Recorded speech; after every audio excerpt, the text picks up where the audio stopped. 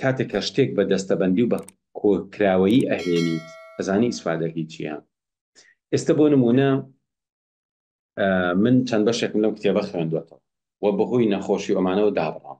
ئێستا ئەچمەوە سەری ئایا من ئەگەر دانەبڕامایە هەموویم بەیەکۆ بکردایە لە ناو مێشکمان ڕەبتی زانیاریەکان باشتر نابوو، تێگەشتنم بەرزتر نابوو، ئاگاییم باشتر نابوو.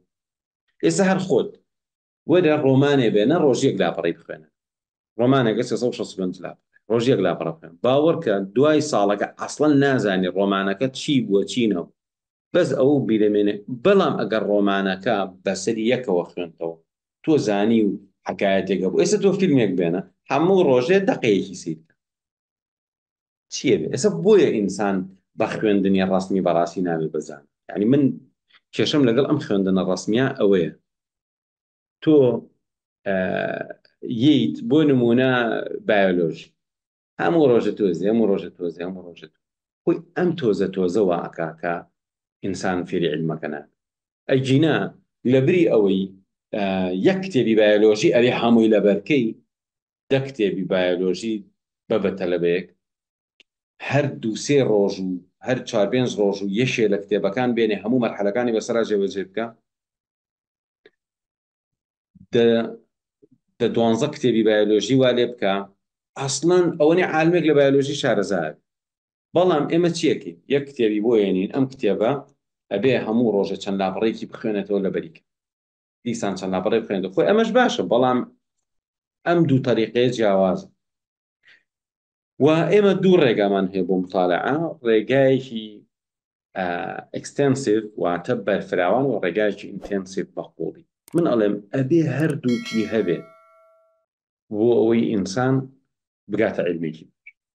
واتە تۆ بڕیارەی لێیکە لە زانستەکانە بۆ نمونە سایکۆلۆژی مطالعەیەکی باش ئەکرێ هەنێک کتێبت هەبێ ڕۆژانە لیان بخوێنیت، وە لەولاوە کتێبت هەبێ هەر 2-3 ڕۆژ و کتێبێک تەواو بکەیت، هەر هەفتەیەک و کتێبێک تەواو. باش ئەگەر تۆ هەفتەی کتێبێت تەواو تا ساڵێکی تر 52 کتێبێت تەواو کرد ئەگەر هەفتەی یەک کتێب تەواو. وە لە هەمان کاتە ئەگەر هەر 52 کتێبەکە یەک بوار بێت، وە لە هەمان کاتە ئەگەر کۆمەڵە کتێبی ئەکادیمی گەورە هەبێ، ئەمانەت هێنابێ هەموو ڕۆژێ تۆزێکی لێ خوێندبنەوە بە درێژایی ساڵەکە. چی لێ دەرەچی؟ یعنی دڵنیا بە ئەگەی بە عیلمێکی زۆر. بەڵام بم شێوازەی کە ئێمە دەستمانیاوەتێ عیلم فێربوون شتێکی لاوەکی بێ لە ژیانە، لە هەمان کاتیشا چاوەڕێیەکەین زوو ببین بە کەسێکی عالم و مسەقف و شارەزا، ئەمە خەلەلە، ئەمە خەلەل لە تێگەشتنی ئێمە گاڵتە بە عەقڵێکی وەکو ئەوەکەین وا ئەزانێ فۆتۆڕیدی کردەوە بە 5 دقیقە کتێبەکەی تەواو کردەوە، بەڵام ناین تەماشایکی بیرکردنەوەکانی خۆمان بکەین چەند سەقەتە. یعنی بە تەمای بچی بۆ زانکۆ با بڵین تا دکتۆراژ بکەین، ئەچی کۆرسێک ئەخوێنی ئیمتیحانی تاکی کۆرسەکەی تر دەرسەکەی تر کۆرسەکەی ساڵێکە بڕێت ساڵەکەی تر ساڵەکەی تر ساڵەکەی تر. تۆ لە مەرحەلە 4 مەرحەلەیە گەزانیت جاران بۆ زانا هەڵەکەوت.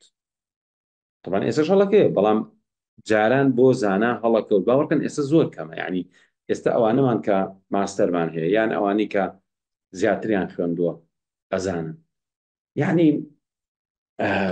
چەندین مەلا هەبووە لە کوردستانە ئەو کتێبە قورسانی کە ئێستا مامۆسای زانکۆ گیرەخوای لێتەوە ئەسڵەن توانیوێتی دیار بە دیار هەمووی شەرحکە.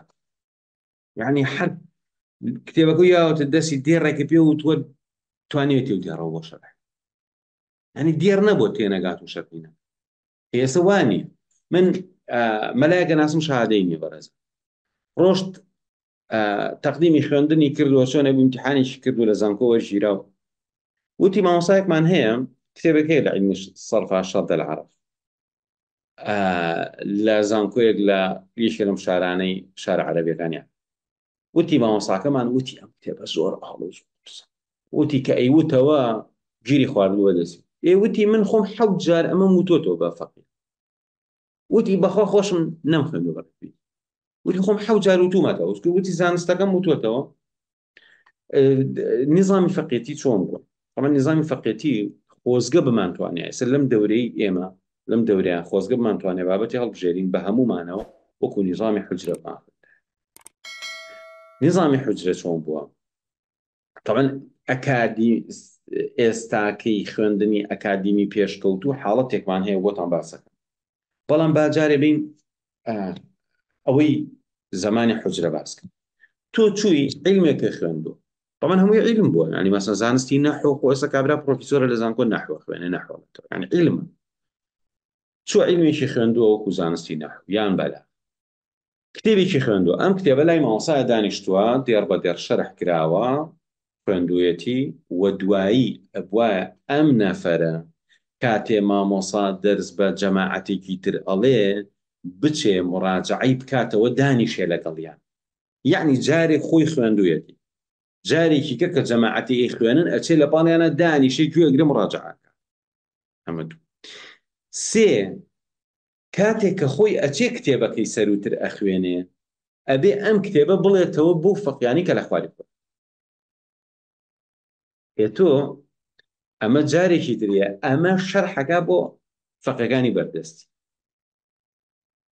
ئێستا ئەم نەفەرە ئەگەر لە عیلمێکە 5-6 کتێبی وا لێ کردبێ ئێتاو ئەوەنەی مامۆستاکەی جامیعی لێزان. یعنی زۆر مهمە ئەم طریقەیە کە تۆم کەلیم ئێستا مەسەڵەن من با بڵێین مامۆستای زمانی ئینگلیزی کتێبێکمان هەیە گرامەر، باش مامۆستا گرامەرەکە ئەڵێت لە زانکۆ چۆن ناکەن، لە زانکۆ تۆزێ دەرس هەڵەبژێرن لەم کتێبە و ئەیڵێتەوە تەواو زۆر سەقەتە. یعنی تۆ ئەبێ چی بکەی؟ ئەبێ مستەوایەک دیاری بکەی ئەگەر کەسێ هەموو کتێبەکە بزانێ مستەواکەی لەکوێ ئەبێ لە یای ئیمتیحانیان. ئەوە زانکۆ پێشکەوتوەکان وایە، یعنی تۆ ئەو کتێبە کەیفی خۆتە بڕۆی تەواو بیزانی بێ لەم ئاستا دەرچیت. بەس لای بەتایبەتی لە کوردستانی خۆمان زۆرێ لە وڵاتان چۆنە مامۆستا کۆمەڵە محازەرە ئەیە کتێبەکەیان پێ ناسیێنێ کۆمەڵە محازەرە هەندێکی داخڵ و هەندێکی ئەبکرێ بە مەلزەم و ئیمتیحانەکەیت و ئەڕۆیت و هیچیش فێر نەبووی تۆ زێشت فێر بوو. من چەند دەرسم بە چەندی مامۆستای زمانی ئینگلیزی وتوە ئاڵێم گرامەر چی خوێندووە لە زانکۆ کتێبی وایە 120 دەرس ئەڵێ من 20 دەرس بخوێن ئێکەواتە شتەکە سەقەت کراوە.